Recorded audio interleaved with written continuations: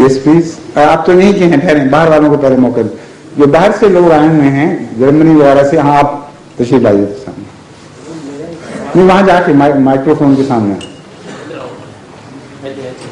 मैंने कहा जो बीच में दोस्त खड़े हुए हैं, हायल हुए हैं, वो बैठ जाएं या इनके साथ बैठ जाएं, खंभों के साथ। थोड़ी सी जगह इन्होंने घेरी है, बाकी आप घेर लेना।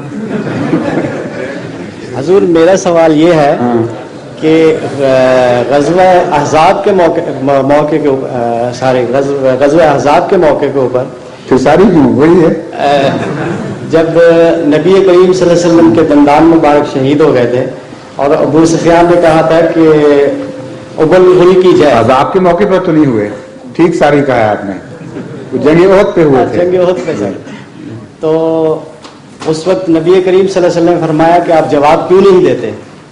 तो ना ये और बात है, बिल्कुल दोनों बातें आपने मिक्सअप कर दी हैं हजूर। ये जो जवाब ना देने वाला वाकया जी, ये बहुत बात का है। जब हज़रत सल्लल्लाहु अलैहि वसल्लम को होश आ गई थी और उसके बाद सहाबा के सहारे पर आप एक गार में चले गए थे जी, बीच का जो वक्फा है जहां कुरान करीम में जिक्र आता है कि फिर ऊँट दिलाई हमने सहाबा को और इत्मीनान बख्शा, उस वक्त की बात है। क्योंकि उस वक्त कमजोरी की हालत थी, इसलिए हज़रत सल्लल्लाहु अलैहि वसल्लम ने मना फरमा दिया था कि वो नारे बेशक फखरिया मारें, उस वक्त तुम्हें जवाब नहीं देना जी। वो बिल्कुल और बात है। उसमें फरमाया रमजान मुबारक से की शहादत से इस वाकया का कोई ताल्लुक नहीं जी। उस वक्त वो फरमाया था कि तुम में मोहम्मद सल्लल्लाहु अलैहि वसल्लम है, तो आपने फरमाया कोई जवाब नहीं देना। ठीक है। फिर वो फरमाया कि अमीरुल मोमिनीन हज़रत अबू बकर सिद्दीक के बारे में बोले। अमीरुल मोमिनीन ने कहा था उन्होंने वैसे। अब हज़रत अबू बकर सिद्दीक बाद में हज़रत उमर बाद में बने थे। बाद दिन फिर हज़रत उमर रज़ी अल्लाह ताला, आपने कहा जवाब नहीं देना। ठीक है। फिर वो अबू सुफियान ने कहा उबुल हुल की जाए, तो हुजूर नबी करीम सल्लल्लाहु अलैहि वसल्लम ने फरमाया जवाब क्यों नहीं देते? Right, that's right. हाँ, तो सहाबा कराम ने पूछा या रसूलल्लाह हम क्या जवाब दें? बोलो अल्लाह आला अजल। तो अब जिस वक्त ये हुजूर कलमा पकड़ के नीचे गिराते हैं, जबकि नबी करीम सल्लल्लाहु अलैहि वसल्लम का इरशाद है कि अल्लाह ही बड़ा है, अल्लाह ही बुलंद शान वाला है, और ला इलाहा इल्लल्लाह मुहम्मद रसूलुल्लाह का मतलब ही यही है कि खुदा के सिवा कोई बात के लायक नहीं। तो जब ये कलमा उठा के नीचे फेंकते हैं तो हमें तो आपने सूरत भी वही पढ़ी थी कि सब्र करो, हमें तो हुक्म सब्र का है। ठीक है। तो हुजूर उस वक्त जो हमारी हालत होती है वो हम बयान नहीं कर सकते हैं, वो हम क्या करें? ये बात ये है कि आपने जो इस्तेमाल किया है वो दुरुस्त नहीं किया। यहाँ इस वाकया के साथ कलमा पढ़ने के वक्त जिस वक्त हज़रत बिलाल को मारा जाता था और घसीटा जाता था, उसके साथ मुशाबिहत है आजकल के हालात की। उसके जवाब में वो मारते नहीं थे। हज़रत सल्लल्लाहु अलैहि वसल्लम के साथ मक्की जिंदगी में जो सलूक हुआ है उसके साथ मिसाल है आपकी। उस वक्त हर किस्म की बेइज्जती हुई है, हर किस्म की गुस्ताखियां हुई हैं दुश्मनों की तरफ से, लेकिन आपने इजाजत नहीं दी जवाब देने की। लेकिन इसलिए आप गलत मौके पर उसको मिला रहे हैं। लेकिन आपका जमाना जो है ये मक्की दौर से ज्यादा मुशाबे है, क्योंकि वो जो आप दौर बता रहे हैं वो उज़िना लिल्लज़ीना युक़ातिलूना फ़ी सबीलिल्लाह, उज़िना लिल्लज़ीना युक़ातिलूना बिअन्नहुम ज़ुलिमू व इन्नल्लाहा अला नस्रिहिम लक़दीर अल्लज़ीना उख़रिजू मिन दियारिहिम बिग़ैरि हक़्क़िन। ये वो दौर की बात कर रहे हैं आप, मिसाल उस दौर की कर रहे हैं और लगा रहे हैं उन लोगों पर जिनको उस दिन अभी हुआ ही नहीं, उस किस्म के जहाद की इजाजत ही नहीं मिली। समझ गए हैं? समझ गए। शुक्र है।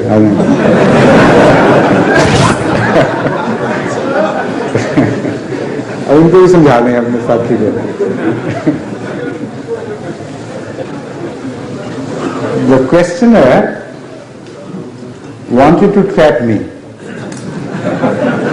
into permitting him to physical violence when he saw kalima tayyiba being inserted in some way, and he wanted to get his argument based on an incident in the life of Hazrat sallallahu alaihi wasallam. Although even if you accept then entirely his argument, still the inference is wrong even there. The incident which he refers to is this, that during Jang-e-Uhud, that is the Battle of Uhud, when Ahmad sallallahu alaihi wasallam retreated to a hiding in a cave along with certain of his companions, they heard somebody raise the voice and say, "Where is Muhammad, peace be upon him? That is, he is killed, we have killed him." And somebody wanted to answer that he is here with us. And he refused. The Ahmad stopped him. He said, "No, keep quiet.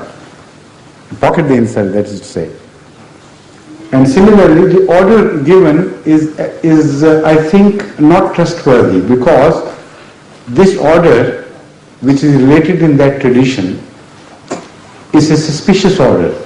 Somebody who saw that first caliph was Hazrat Abu Bakr, and second was Hazrat Umar, and third was Hazrat Usman, and fourth was Hazrat Ali, relates that incident in the same order as if the Kuffar Makkah, that is the infidels, they also knew that they stand in this order in respect and in the order of their being caliphs in the future.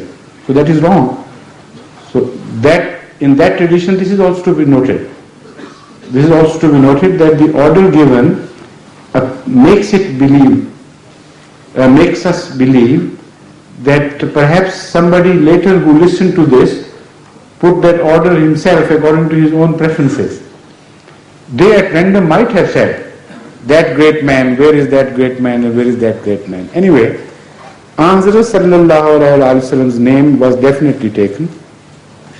And when it was announced that we have killed Muhammad, where is he? If he is there, let him speak. Some Sahaba, some companions, felt extremely insulted, and they wanted to shout that Muhammad is here with us, live with the grace of Allah. So he stopped them. He said, "No, don't do it." Then ultimately it is said that they said, "Olo Hubal," that great is our, lofty is our Hubal, the God, their so-called God. Lofty is Hubal. Because Sahaba were told to keep quiet at every instance of, every time some companion or when Hazrat himself was insulted in this manner. So they kept quiet at this time as well. But Hazrat sallallahu alaihi wasallam did not keep quiet. Then he shouted at them. Said, "Why don't you answer now? Why don't you answer now? This is the time to answer. When Allah is insulted." And they said, "What we should say in response?" The answer was, you should say, "Allahu Ala wa Ajal."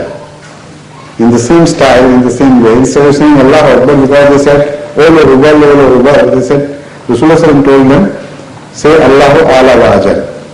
Allah is the loftiest and the most apparent, the most brilliant. And Ajal is something which is self-evident.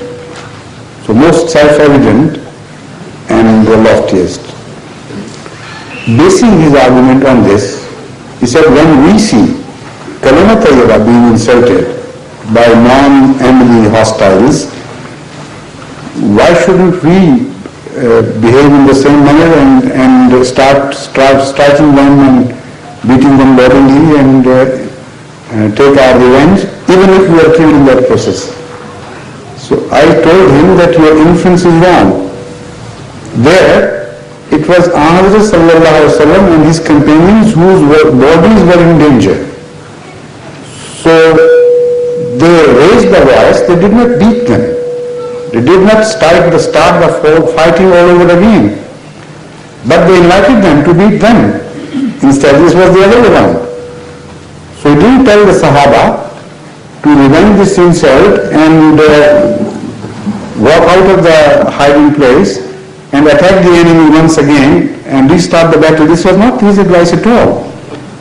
What he did was that he told them to forget about any dangers to themselves and take Allah's name loudly and let them do whatever they do to you. That is one aspect of my answer to his question. The other was that our conditions nowadays is not similar to this incident, because this incident is after Sahaba were permitted to defend themselves even bodily. And this verse of Surah Hajj was revealed. أذن للذين يقاتلون بأنهم ظلموا وإن الله على نصرهم لقدير الذين أخرجوا من ديارهم بغير حق, and so on.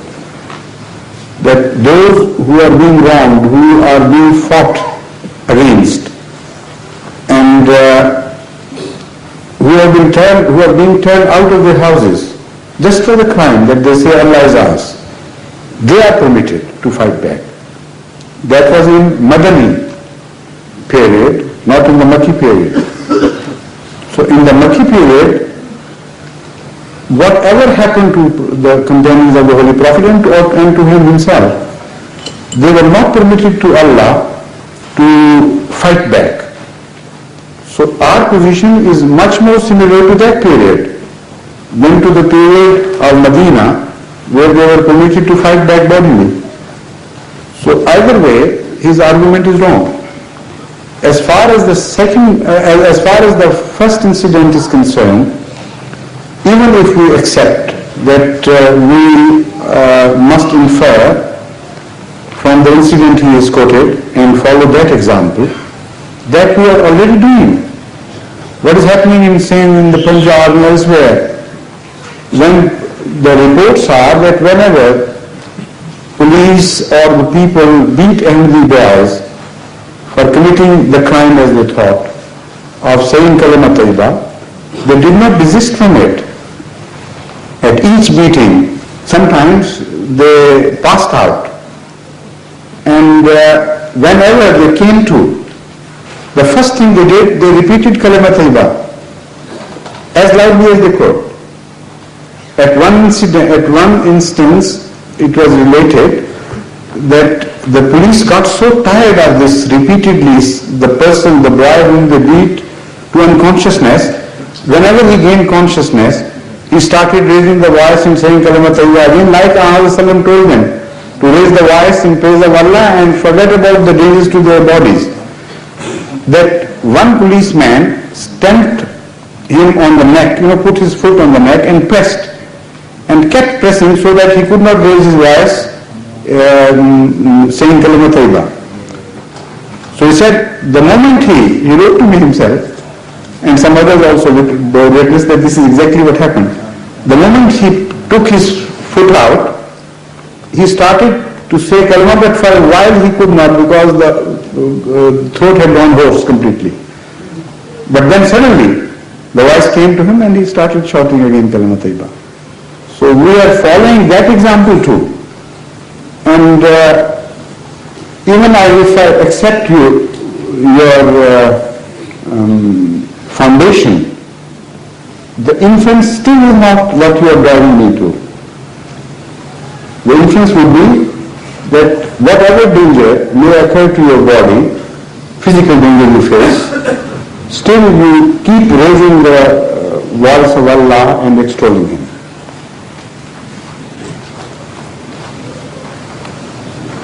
Yes, please.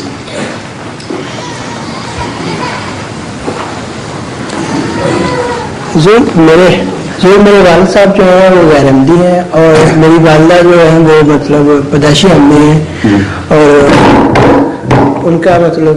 आप पैदाइशी हैं या बाद में हुए थे? मैं पैदाइशी तो कह नहीं सकता क्योंकि मेरे वालिद साहब जो हैं वो गैरहमदी हैं। नहीं, अगर आप बचपन से अहमदी रहे हैं और कोई वक्त भी आपको गैरहमदियत का ना आया हो तो फिर पैदाइशी कह सकते हैं जी। लेकिन ये बचपन से ही मैं हम सब ये बात कह रहे हैं कि बहन भाई के अहमदी हैं। अच्छा।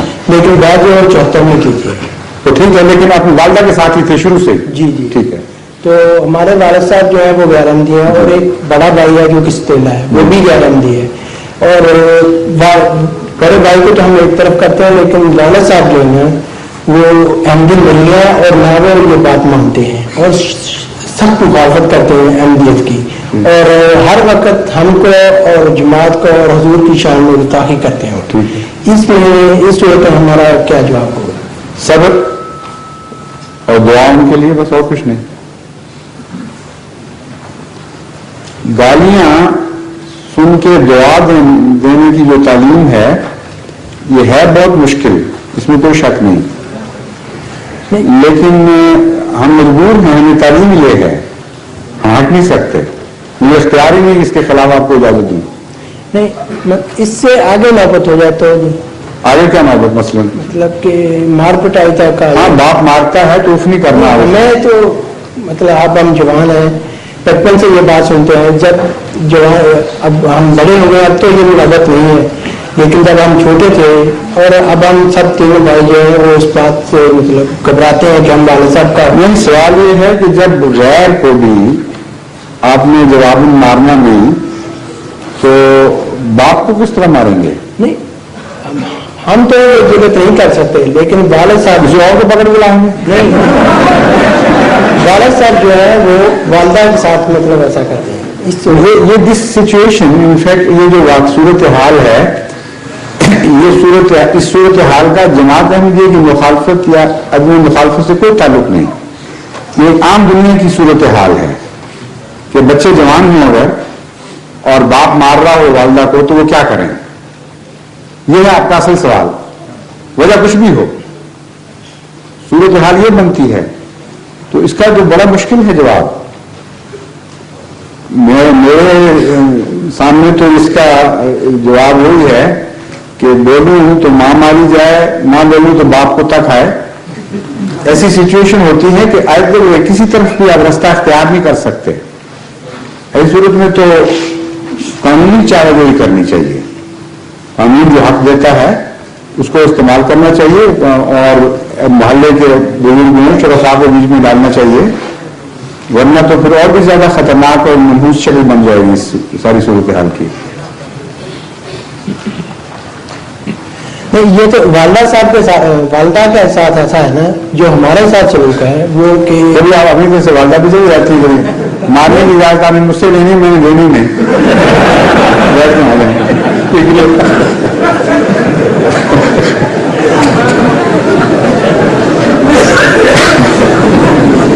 He is trying to persuade me to permit me to raise his hands against his father, and the case he has built is this. First of all, that he insults Ahmadiyya while his mother is an Ahmadi, a born Ahmadi, his father is a non-Ahmadi, not only non-Ahmadi but a hostile Ahmadi, a hostile non-Ahmadi, who abuses Hazrat Muhammad and Ahmadiyya in such wild terms that he says he cannot tolerate. So what's my opinion? What's my advice? I said, you're not going to beat your father anyway. In such situations, you can't even beat your enemies who are not your relatives. So why should I permit you to beat your father? He said, all right, then he changed his stance. He said, all right, my father begins to beat my mother. What do I do in that case? I said, this is a situation common to religious or non-religious situations. I mean, this is not particularly pertaining to Ahmadiyyat or non-Ahmadiyyat. Many times it happens that some cruel husbands beat their wives even if their children are grown up. So the answer to that situation would be the same. It's a very ugly situation. And still I shouldn't permit children to raise their hands against their father.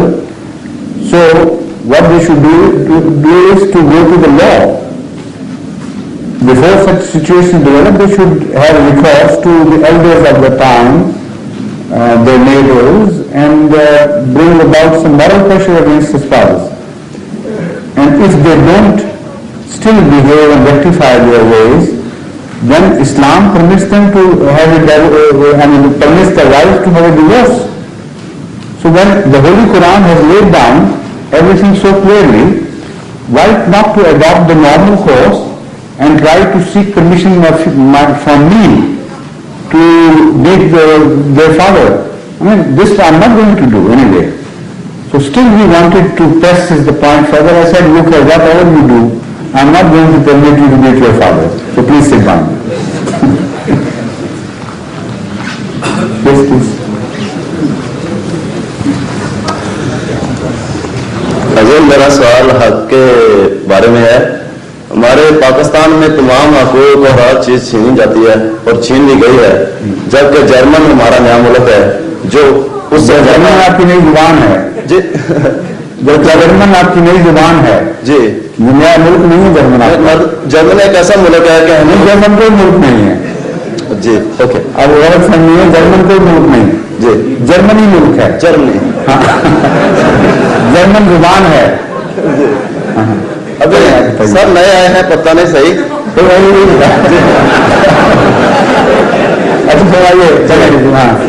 यहाँ अभी खुदा के फजल से और आपके गांव से हमारे बहुत अच्छे यानी कि केसेस सेट हो रहे हैं जर्मनी मुल्क में। ठीक है जी इसमें पीपल पार्टी जो पाकिस्तान से आई है तकरीबन हमारे से पहले यानी कि जब से पीपल पार्टी खत्म हुई है वो लड़के आए हुए हैं और जब उन्होंने देखा कि ये एमयू के केस बहुत अक्सर हो रहे हैं तो उन्होंने क्या किया कि अभी एमडी बनने की कोशिश करते हैं। कोई भी हमारा लड़का स्टेशन पे या कहीं मिल जाता है तो उसको कहते हैं कि हमें नूर मस्जिद चलो। जब वो जाते हैं अपनी मुंडिया मस्जिद में तो वही लड़के जाके हमारे को मजाक उड़ाते हैं और प्रोपेगेंडा करते हैं, जबकि हमारे ऐसे हालात हैं कि हम उनको मिशन नहीं दिखाना चाहते। क्यों दिखाना चाहते सर अभी हमें तो मालूम नहीं कि किस लिए चाहते हैं। नहीं आपको जब मालूम नहीं है तो खुदा ना बने। एक तरफ आप कहते हैं हमें मालूम है जी कि वो जब दूसरी मस्जिद में जाते हैं तो शरारत करते हैं जी तो जिनके मुताबिक आप मालूम है आपको उनके मुताबिक एहतियात करें, जिनके मुताबिक मालूम नहीं उनके मुताबिक हुस्नगनी करें। सर थोड़ा मालूम है जी थोड़ी मुखालफत करें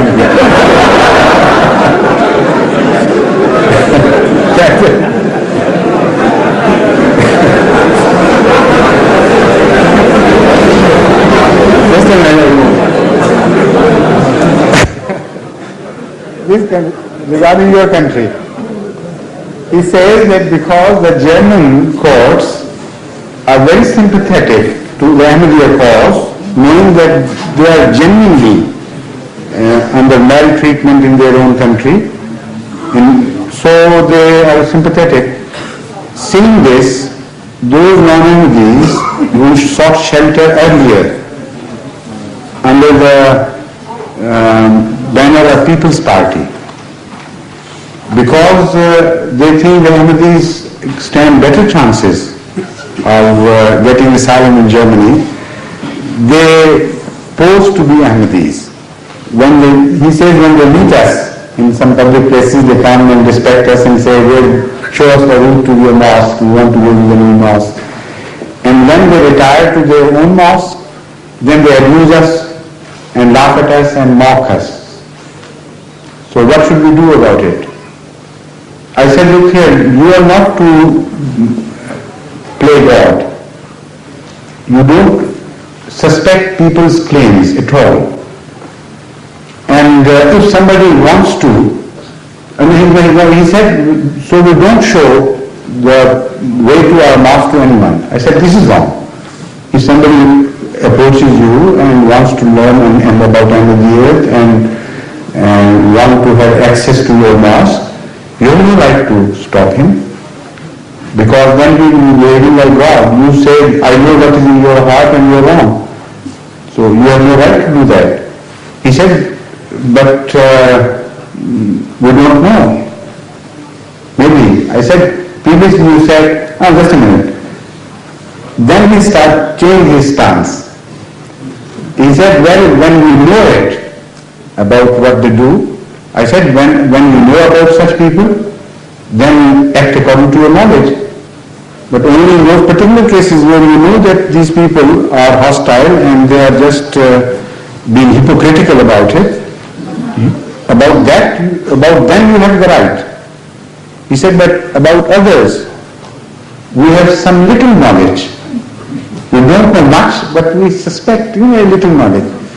So I said, to that little knowledge, to that extent, to the extent of your little knowledge, you may behave coolly to them, but not beyond that. Base your conduct on the knowledge you have. Don't go a step further. If you have a slight suspicion about somebody, be slightly cautious about him. If you have greater suspicions, be more suspicious and more cautious. If you know positively, then act positively. But the principle to be guarded, which is most important to us, is that man is not permitted to act God, to play God. And this is made manifestly clear in the incident when one companion of Hazrat killed an adversary in battle. While just before being killed, he started reciting Kalima Taiba and saying Allah, La ilaha illallah Muhammadur Rasulullah. Having heard that, he stopped him. And when he reported this matter to Hazrat, he was very angry. So angry, in fact, that the person himself reports that I had never seen Hazrat that angry all my life. And another incident, the same incident is reported in other words. He says that when Hazrat started addressing me and repeating this sentence, Halla shaqaqta qalbahu, Halla shaqaqta qalbahu, before murdering him, why didn't you open up his heart and see for yourself whether he was truthful or a liar? He said he kept repeating this until I wished that I had never become a Muslim till this time, so that I was not in a position to receive the wrath of Hazrat to such degree. So this is the attitude which is taught to us by Hazrat. In another report of the same incident or maybe some other incident, Hazrat said, what will you do? How will you defend yourself against the kalima, against the shahada, that there is no God but Allah, when after resurrection, on the day of judgment, this kalma appears as a witness against you? Now this was such a forceful condemnation that according to the reporters, he was shaken to the very core, because no severer punishment could meet him on this earth than Hazrat telling him that same kalima which he had rejected from the mouth of the adversary, that kalima might bear witness against him after resurrection. So this is our teaching. So anything which persuades people to act against this fundamental teaching is wrong. I will not permit it. I will not be a party to this crime.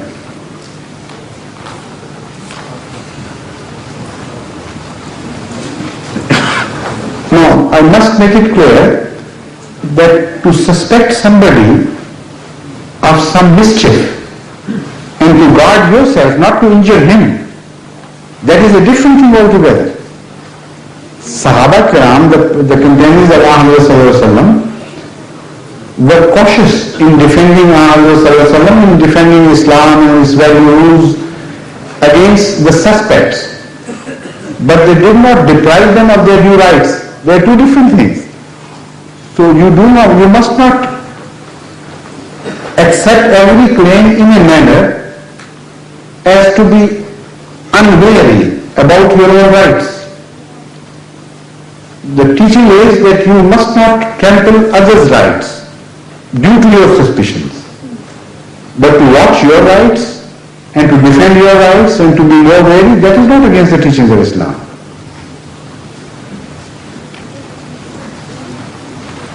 मेरा सवाल एटमी हथियारों के बारे में पूछना है जी। एटमी हथियारों के बारे में अगर कोई सही इस्लामी हुकूमत हो तो उसको किस हद तक हथियार या किस किस्म की हथियार इस्तेमाल करने चाहिए? صحیح اسلامی حکومت کو صحیح اسلامی حکومت ہونے کی ضرورت نہیں. ہاں صحیح ہو یا غلط ہو، ہتھیاروں کا استعمال کے متعلق اصول یہ ہے کہ ہتھیار ہوتے ہیں اپنے ڈیفنس کے لیے، بچاؤ کے لیے ہوتے ہیں جی. اس لیے اگر دشمن کے پاس زیادہ ہتھیار ہیں تو آپ کو بھی زیادہ ہتھیار لینے چاہیے، اگر دشمن کے پاس خطرناک ہتھیار ہیں تو آپ کو بھی خطرناک ہتھیار اپنانے کی کوشش کرنی چاہیے. یہ بنیادی اصول ہے، اس میں اسلام غیر اسلام کا کوئی فرق نہیں ہے. نہیں ایٹمی بم جو ہے وہ تو بڑی بڑی بات ہے.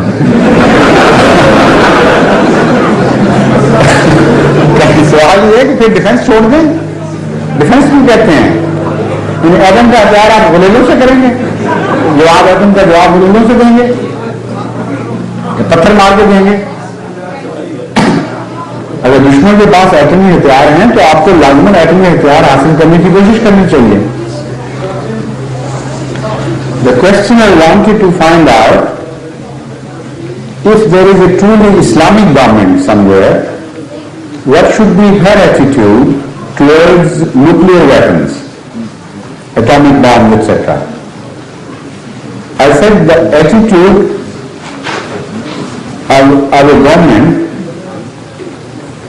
is to be decided not on the basis of the religion of that government.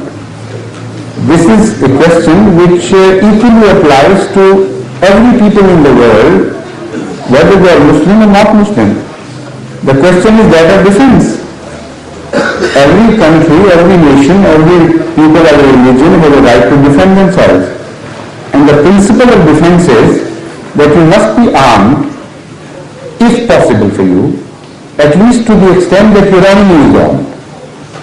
And you must be armed with the same type of lethal weapons, if not more, as your enemy is armed with. This is the general principle of defense. So how can you expect any state to defend herself against adversaries using atomic bombs or in preparedness to an extent that they have approach or access to atomic bombs without the atomic bomb? You can't do that. So if the enemies around you, from which you have any potent danger, are armed with lethal weapons of any sort, it is the duty and it is the right of every government to arm themselves at least to the extent that the enemy is armed with. Yes, please. السلام علیکم. السلام. حضور میرا سوال حضرت آدم علیہ السلام کے متعلق ہے. اچھا. کہ حضرت آدم علیہ السلام جو موجودہ نسل کے بابا اعظم ہیں، یا جیسے قرآن شریف میں لکھا ہے کہ میں نے آدم کو خلیفہ مقرر کیا. ٹھیک ہے. تو اگر وہ اس نسل کے بابا اعظم نہیں تھے تو ان کو کن کا خلیفہ مقرر کیا گیا؟ اس نسل کا ہونا ضروری ہے. اس طرح اس سے پہلے بھی نسل ہے. ہاں وہ ٹھیک ہے، آپ کی بات وہ ٹھیک ہے. حضرت آدم جب خلیفہ مقرر ہوئے ہیں اس سے پہلے کثرت سے انسان موجود تھے، کیونکہ خلیفہ سے مراد پہلا انسان نہیں، کیونکہ قرآن کریم حضرت داؤد کو بھی خلیفہ کہہ رہا ہے واضح پورے لفظوں میں. تو پھر حضرت داؤد کے وقت بھی یہی ماننا پڑے گا کہ اس وقت سے پہلے انسان مٹ چکے تھے، دوبارہ ان سے انسان جاری ہوئے. تو خلیفہ کا انسانوں کی موجودگی یا عدم موجودگی سے یہ تعلق باہر نہیں ہے کہ خلیفہ پہلا ہوگا، بلکہ یہ تعلق ہے کہ خلیفہ بنیں گے بعد میں، پہلے کچھ لوگوں کا ہونا ضروری ہے. جب تک لوگ نہ ہوں ان پر خلافت کو کیا کرے گا؟ اس لیے خدا تعالیٰ نے جب آدم کو خلیفہ بنایا تو ثابت ہوا کہ اس سے پہلے آدمی موجود تھے جن پر خدا نے ان کو خلیفہ مقرر کیا. حضور وہ اس سے ایک قرآن شریف جب پڑھتے ہیں تو اس میں جیسا کہا ہے کہ میں نے آدم کو رب کو منع کیا تھا کہ اس درخت سے قریب نہ جانا اور پھل نہ کھانا. ٹھیک ہے. تو انہوں نے پھل کھا لیا اور وہ شیطان کے بہکانے میں آ گئے. تو اس سے یہ تصور پیدا ہوتا ہے کہ وہ پھل کھانے کے بعد وہ ایسے حالات پیدا ہوئے کہ مسئلہ انسانی چلی، یا یہ کون سا پھل تھا یا وہ کیا چیز تھی جس کے بارے میں منع کیا گیا تھا؟ وہ بات تو آپ چھوڑے نا، پہلی بات تو حل ہو جائے. پہلی بات تو حل ہو گئی. میں نے اس سے پہلے جواب دیا ہے اکثر اس بات کا، یہ بہت بار بار سوال ہونے والا ہے कि कुरान करीम से कथित तौर पर साबित है। इस वक्त मैं मुख्तसर कर रहा हूं क्योंकि पहले बड़ी तफसील से जवाब दे चुका हूं बहरहाल कि आदम पहले इंसान नहीं थे। खलीफा से ये इस्तेमाल करना कि वो पहले इंसान से गलत है, क्योंकि खलीफा तो हर नबी होता है खुदा का। और हज़रत दाऊद के मुताबिक जिस तरह खुला फाज़िल लफ्ज़ों में आया है कि ए दाऊद तू खलीफा, तुझे हम जमीन में खलीफा बनाया है हमने, तो साबित हुआ कि उससे पहले आदमी थे और खलीफा का बनना ही बता रहा है कि आदमियों का होना जरूरी है, वरना वो खिलाफत किस पर करेगा। ये बात तो हो गई ना तय। अगली बात आप पूछें, वो अलग सवाल है। वो सवाल ये है आपका कि वो दरख्त क्या था जिसका फल उन्होंने खाया था, ये सवाल है। आपके ख्याल में क्या दरख्त था वो? सर मेरे आका, मैं इस बारे में तो कोई फैसला नहीं दे सकता हूँ। नहीं, अभी फैसला दे भी चुके हैं, आप फैसला वापस ले रहे हैं।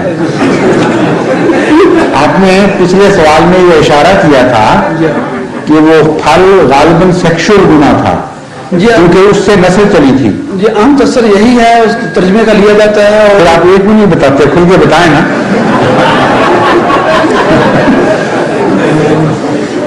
अगर चूंकि उस तर्जमे का आम तसर यही लिया जाता है तो गलत है।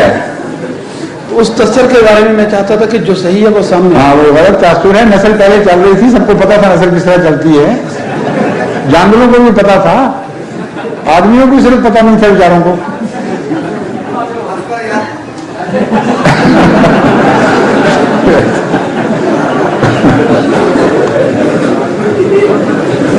The question has two parts. Number one, that as he understood from some verses of the Holy Quran, Adam appeared to be the first man on earth.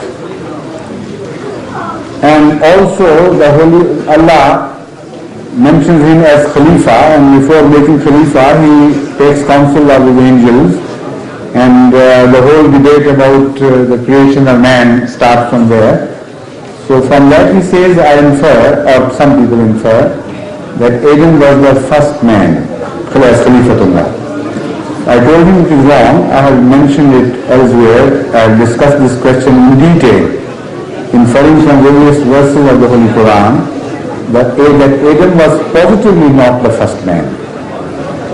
He was one of so many who had already been created. Mankind was created in fact millions of years before Adam.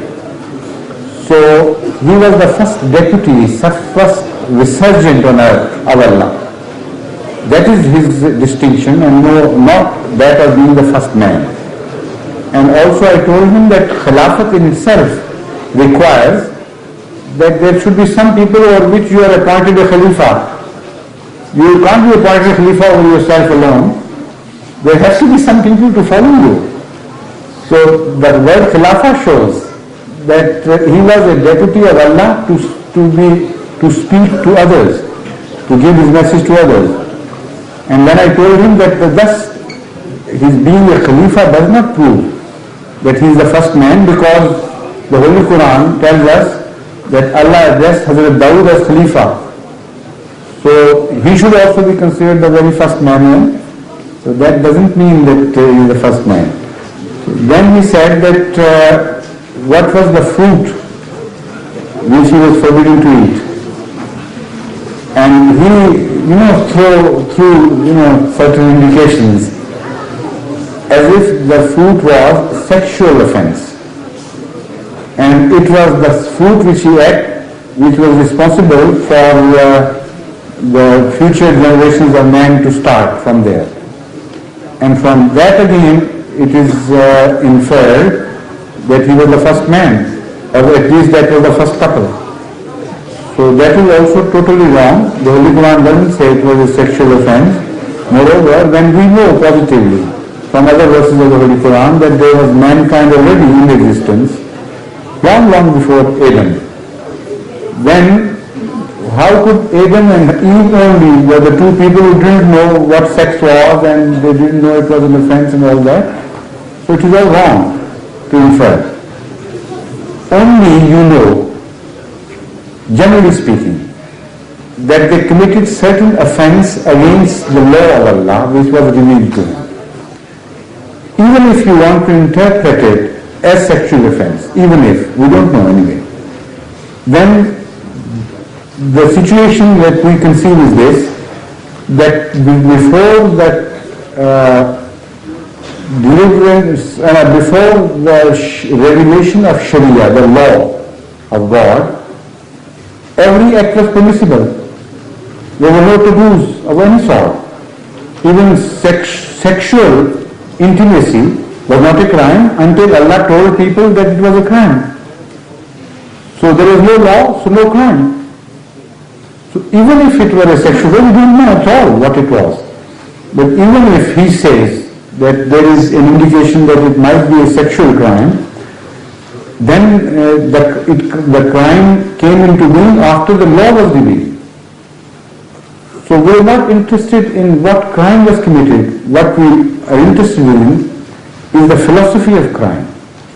And the philosophy of crime is this, that when Allah makes His will clear to you, you do not violate that will. You do not break the law of Allah. That is crime, and that suffices. It's enough for us.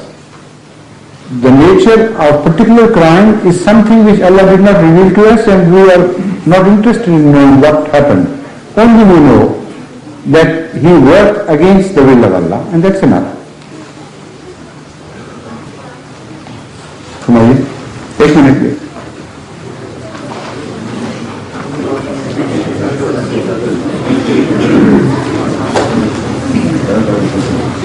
Assalamu alaikum, Hazrat. Hazrat, could you please explain the revelation of the promised Messiah, that he was the mantle of the prophets, Ulul Ummiyah? No, it is not the... Is it the revelation or... The revelation is not this, that he was the mantle of prophets. The revelation says, Jariullah fi hulul anbiya. That's the whole revelation. The stalwart of Allah, the great warrior of Allah, in the robes of various different prophets. In the robes of many prophets. These are the words of that revelation translated into English. So it means that he was to manifest the prophecies about the invent of various prophets who were to come in the latter days. This revelation tells us that although various prophets are expected to come, to appear in the latter days, Krishna predicts that he would appear, Buddha predicts that he would appear, Moses is to reappear according to some, and many other such prophets. Jesus Christ, peace be upon him, is understood to come again. So what will happen? Will all these prophets come severally, independently, and start a fight between themselves and call to different paths of Allah? This can't happen. So all these prophecies were to be fulfilled in the form of a subordinate prophet to Hazrat Sallallahu Alaihi Wasallam, who would take pride in being a slave to him, and yet he would be declared as though all those prophets which were to appear independently to have come now in one person who is under subordination to Ahmad sallallahu alaihi wasallam. So that in fact is an interpretation of a vision of Miraj. In Miraj, Ahmad sallallahu alaihi wasallam saw leading him in prayer all the rest of the prophets. That only was an indication that all the prophets which had earlier appeared would be made subordinate to him. That was a prophecy. Now this subordination of the prophets could be in two ways. Number one, their people who followed them would begin to follow Ahmad sallallahu alaihi wasallam and switch sides. Number two, that their coming would be fulfilled in the form of a prophet who would take pride in being slave to Ahmad sallallahu alaihi wasallam, so he would be really representing them and representing them as a follower of Ahmad sallallahu alaihi wasallam. So in both these ways, the prophecy was to be fulfilled, and this ilham, that revelation which you have quoted, indicates that our interpretation is correct. This is exactly how Allah saw things and made them to be fulfilled. سوال ان کا یہ تھا کہ حضرت مسیح موعود علیہ السلام کا ایک الہام ہے کہ جلی اللہ فی ظلل الانبیاء، اس کا کیا مطلب ہے؟ حضرت مسیح موعود علیہ السلام مختلف انبیاء کے لبادوں میں کیسے ہو گئے؟ اس کا میں نے ان کو یہ جواب دیا ہے کہ مختلف انبیاء نے اسی زمانے میں جس میں سے ہم گزر رہے ہیں، اسی زمانے میں دوبارہ آنے کی پیشگوئی کی تھی. مثلا حضرت کرشن نے کل جو تصویر کھینچی ہے، حضرت مسلم موعود نے اپنی تفسیر کتاب دعوت الامیر میں اس میں سے اقتباسات درج کیے ہیں. بالکل یہی زمانہ ہے. اور حضرت صلی اللہ علیہ وسلم نے جو مہدی کے آنے کا زمانہ نقشہ کھینچا ہے وہ بھی ملتا جلتا ہے انہی الفاظ میں حضرت کرشن کی پیشگوئی سے. اور حضرت مسیح نے جو آنے کی پیشگوئی کی ہے وہ بھی اسی زمانے پہ صادق آتی ہے. اور اسی طرح دیگر انبیاء نے اپنے آنے کی پیشگوئی کی. تو کیا یہ ہونا تھا کہ اس ایک ہی زمانے میں مختلف نبی اکیلے الگ الگ آتے اور اپنی اپنی طرف بلاتے اور خوب لڑتے آپس میں کہ میرا راستہ خدا کا راستہ، وہ کہتا میرا راستہ خدا کا راستہ؟ اس قسم کے تماشے تو خدا نہیں دکھایا کرتا. یہ پیشگوئیاں اس طرح پوری ہوتی ہیں کہ ایک آدمی کی شکل میں وہ سارے آ جاتے ہیں. اور اس وقت اس پیشگوئی کی اہمیت یہ ہے کہ جس ذات میں یہ پیشگوئی پوری ہوئی اس کا دعویٰ یہ تھا کہ میں محمد رسول اللہ علیہ وسلم کا غلام ہوں. تو عملاً خدا نے تمام گزشتہ انبیاء کو گویا حضرت کے زمانے میں بطور غلام پیدا کر دیا اور آپ کی فضیلت ثابت ہو گئی. میں نے بتایا کہ یہ وہی چیز ہے جو معراج میں رسول کریم صلی اللہ علیہ وسلم کو دکھائی گئی تھی کہ آپ نے تمام انبیاء کی امامت کروائی. وہ تو ایک کشفی واقعہ تھا. عملاً کس طرح پتہ چلتا کہ تمام انبیاء کی واقعی امامت کروا دی آپ نے؟ دو طریق سے ہے. ایک تو ان کی قومیں رسول اللہ صلی اللہ علیہ وسلم کی خدمت میں حاضر ہو جائیں اور وہ مذاہب چھوڑ دیں. دوسرے ان کی پیشگوئیاں ایک ایسے وجود کی صورت میں پوری ہو جائیں جو محمد رسول اللہ صلی اللہ علیہ وسلم کی غلامی پر فخر کر رہا ہو. تو عملاً ان کے امام بن گئے. تو یہ جو ظلل الانبیاء والا الہام ہے یہ اس دوسرے حصے کو واضح کر رہا ہے کہ حضرت صلی اللہ علیہ وسلم کا غلام دوسرے انبیاء کا مظہر بن گیا اور ثابت ہوا کہ خدا کے نزدیک سید الانبیاء حضرت محمد مصطفیٰ صلی اللہ علیہ وسلم ہی ہیں. اب ہاتھ بہت ہیں اٹھنے والے اور وقت دن تھوڑا ہے اور پتہ نہیں پہلے کون سا ہوتا تھا. پہلے میں ان کو اجازت. یس please.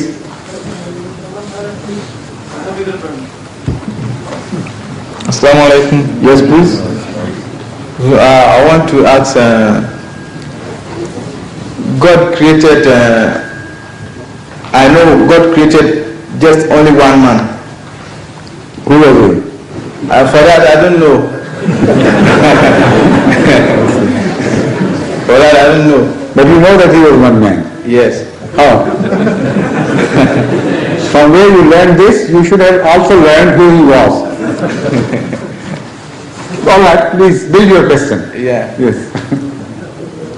If God created one man, If he did, yes. maybe he may be a white man or a black man. Yes, all right, yes. Very interesting, yes. Yeah. Or a Chinese as well, the yellow man. Yeah.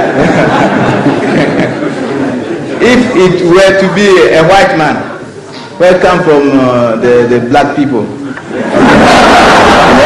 Yes. So you have disproved your own case. That shows that God did not create just one man. He may have created many men from various sources. And this is what we tend to believe from the scientific evidence as well. Allah did not create just one single man, Allah created life after life in various tiers, in various forms, which is expressed by the term evolution. Through evolution, Allah raised the status of life from the lowest to the highest, to a degree where man was born as such. Homo sapien is the term used for this. And that man, that evolution was taking place all over the world in various regions. So some branches were advanced over others. But we do not know for certain that only one branch of life which was just ripe for giving deliverance to man, gave deliverance to man, and other branches which were also simultaneously progressing in that direction, they failed to produce that fruit. We don't know.